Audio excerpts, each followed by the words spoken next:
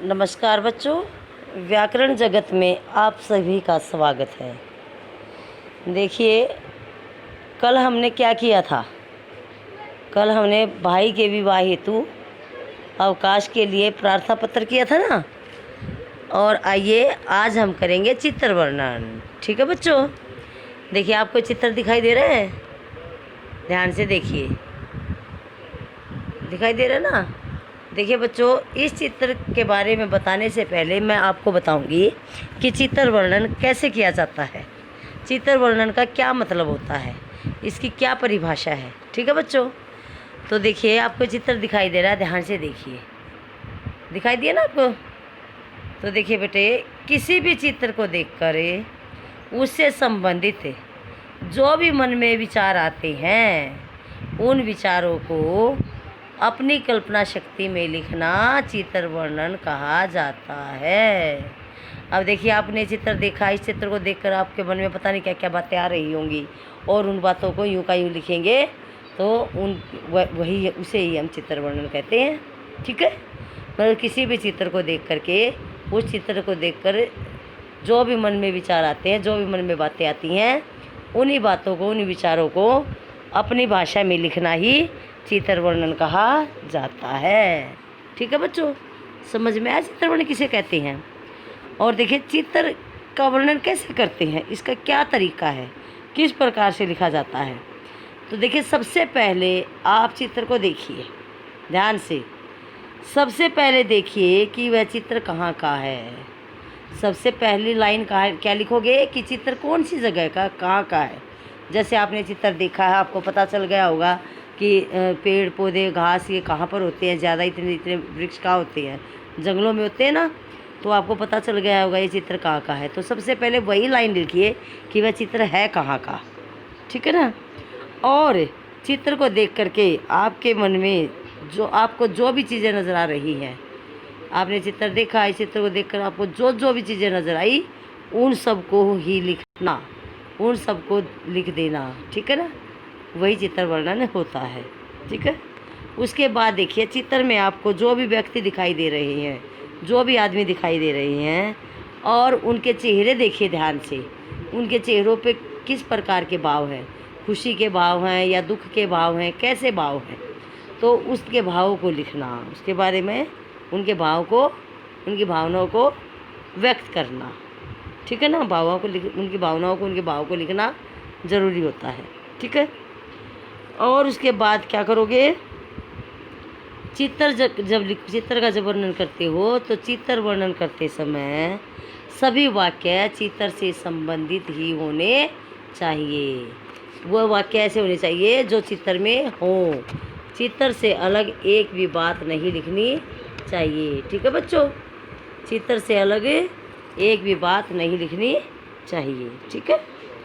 अनावश्यक बातों का प्रयोग नहीं करना चाहिए। जो बात चित्र में नहीं है, जो चीज़ चित्र से संबंधित नहीं है, उस बात को नहीं लिखना चाहिए। ठीक है। और चित्र वर्णन ज़्यादा बड़ा भी नहीं होना चाहिए। चित्र का वर्णन ज़्यादा बड़ा भी नहीं होना चाहिए। चित्र वर्णन 8 से 10 पंक्तियों में ही होता है। 8 से 10 लिखिए, इससे ज़्यादा नहीं लिखिए। आप इसमें भी गलतियाँ कर देते हैं। चित्र वर्णन 6 नंबर का आता है, आप उसका वर्णन करते तो आप 4 लिखोगे पंक्तियाँ, तो 4 में मिस्टेक हो जाएगी, आपको 3 नंबर मिलेंगे। यदि 6 मार्क्स का चित्र वर्णन है तो 6 लाइनें ही लिखिए, 6 लाइनें ही लिखनी ज़रूरी है। ठीक है बच्चों। और चित्र में जो भी चीज़ें दी गई हैं, उन सभी का वर्णन होना ज़रूरी है, उन सभी चीज़ों का वर्णन करना चाहिए। ठीक है बच्चों। और यदि चित्र के साथ शब्द हैं, यदि चित्र के साथ कुछ शब्द दे रखे हैं, तो उन शब्दों का भी प्रयोग करना चाहिए। ठीक है बच्चों, उन शब्दों का प्रयोग अवश्य होना चाहिए। ठीक है। और चित्र का वर्णन जब हम करते हैं, तो उसका वर्णन वर्तमान समय में ही होना चाहिए। वर्तमान समय कौन सा होता है, जो समय हमारे साथ चल रहा है, अर्थात चल रहे समय में जो हम काम करते हैं, तो उसे हम वर्तमान कहते हैं। ठीक है। तो चित्र का वर्णन था या होगा में नहीं होना चाहिए, इसका वर्णन है में ही होना चाहिए। हाँ में, कि मैं जाता हूँ, मैं खाता हूँ, कर रहे हैं, जा रहे हैं, इस तरीके से। ठीक है बच्चों। और सबसे पहले अभी मैंने आपको बताया कि सबसे पहले ये बताया कि चित्र कहाँ का है और अगले वाक्य में चित्र में क्या क्या हो रहा है, फिर वह लिखिए। पहले चित्र कहाँ का है, अगले वो लिखिए, फिर शुरू कर दीजिए इस चित्र में क्या क्या काम हो रहे हैं, क्या क्या हो रहा है। विषय और वाक्यों में क्रमबद्धता होनी चाहिए। वाक्य आगे पीछे नहीं होने चाहिए। एक वाक्य के साथ दूसरा वाक्य जुड़ा होना चाहिए, आगे पीछे वाक्य नहीं लिखने चाहिए। ठीक है बच्चों, तो इस प्रकार से हमें चित्र का वर्णन करना चाहिए। ठीक है बच्चों, अब देखिए, अभी ये चित्र है। अब देखिए चित्र में ध्यान से क्या क्या है। तो सबसे पहले बताइए कि इस यह चित्र कहाँ का है। कहाँ का बच्चों, ये जंगल का। यह चित्र जंगल का है ना, जंगल का है ना। तो अगला वाक्य क्या लिखोगे, इस चित्र में क्या क्या है। देखिए इस चित्र में एक बालक है ना, बालक इसमें।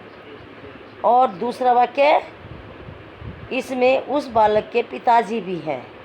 अब बालक के साथ खड़े ना उसके पिताजी। अब वो दोनों क्या कर रहे हैं, वे दोनों खड़े हैं ना। और इस चित्र में एक बंदर है, ये देखो, ये रहा बंदर, ये बंदर है। इस चित्र में एक बंदर है। बंदर क्या कर रहा है, वह बंदर पेड़ पर लटक रहा है, लटका हुआ ना, वह बंदर पेड़ पर लटक रहा है। और यह बच्चा क्या कर रहा है, उस बंदर को दिखा रहा है ना अपने पिताजी से। वह लड़का अपने पिताजी को बंदर दिखा रहा है ना, दोनों बंदर को देख रहे हैं। और क्या क्या दिखाई दिया, बहुत सारे पेड़। इस चित्र में बहुत सारे पेड़ हैं और चारों तरफ हरी हरी घास भी है ना, घास, चारों तरफ हरी हरी घास भी है। अब देखिए बच्चों, इसमें पेड़ है, बच्चे हैं, बंदर है। बंदर कहाँ पर है, पेड़ पर लटक रहा है। पक्षी भी बैठा है और वो सभी बंदर को देख रहे हैं ध्यान से। तो अब आपने चित्र देखा ध्यान से, तो इस चित्र को देख करके आपको क्या शिक्षा मिली कि हमें पेड़ पौधों को काटना नहीं चाहिए। हमें पेड़ पौधे कभी भी नहीं काटने चाहिए, हमें अधिक से अधिक पेड़ उगाने चाहिए। क्योंकि पेड़ जो है, पेड़ पशु पक्षियों को आश्रय देते हैं। पेड़ पशु पक्षियों को आश्रय देते हैं, अर्थात अपने ऊपर रहने का स्थान देते हैं। पशु पेड़ के नीचे सोते हैं, आराम करते हैं, और पक्षी पेड़ के ऊपर रहते हैं, अपना घोंसला बनाते हैं। तो बच्चों, हमें पेड़ पौधों को काटना नहीं चाहिए, क्योंकि वे पशु पक्षियों को आश्रय देते हैं, रहने का स्थान देते हैं। ठीक है बच्चों, तो चित्र वर्णन समझ में आ गया आपके अच्छी तरह से। अब चित्र वर्णन करने का क्या फ़ायदा है, इसके क्या लाभ है। देखिए, जब हम चित्र का वर्णन करते हैं, किसी भी टॉपिक को लेकर के उसका जब हम वर्णन करेंगे, तो उससे हमारा कई कौशल का विकास होता है। जैसे हम वस्तुओं या दृश्यों को देखते हैं, तो उनको ध्यान से उनको परखते हैं कि कहाँ का ये दृश्य है, क्या क्या चीज़ें हैं। तो हम परखते हैं ना, ध्यान से देख करके समझते कि क्या चीज़ है। तो क्या होती है, इसमें वस्तुओं या दृश्यों को देखने का जो परखने की क्षमता बढ़ती है, हमारा शक्ति बढ़ती है। हम ध्यान से देख करके उनको परखते हैं और फिर बताते कि क्या चीज़ है। ठीक है ना, तो हमारी क्या करती है, परखने की क्षमता बढ़ती है। और कल्पना शक्ति का विकास होता है। चित्र के माध्यम से, चित्र वर्णन के माध्यम से कल्पना शक्ति का विकास भी होता है। हम कल्पना करते हैं ना कि ये या होगी, ये कर रहे होंगे, इस तरीके से करते हैं ना कल्पना। अगला है, विचारों को एक सूत्र में पिरोकर लिखने की प्रतिभा का विकास होता है, अर्थात अपने विचार जो हम फिर लिखने की जो है शक्ति बढ़ती है। भाई एक तरीके से सीरियल में हमने कैसे लिखना है, तो वो हमारा विकास होता है। मतलब विचारों को लिखने की प्रतिभा का विकास होता है। और भाषा लेखन का विकास होता है, हम भाषा लिखना भी सीखते हैं। ठीक है बच्चों, अब देखिए, मैं ये आपको PDF में भेज रही हूँ। आपने ये चित्र वर्णन अपनी कॉपी में लिखना है और ये चित्र भी बनाना है। इस चित्र को बनाना भी है और इसको अपनी फिर नोटबुक में लिखना है। ठीक है बच्चों, तो आज इतना ही काम करेंगे। धन्यवाद, शुभ दिन।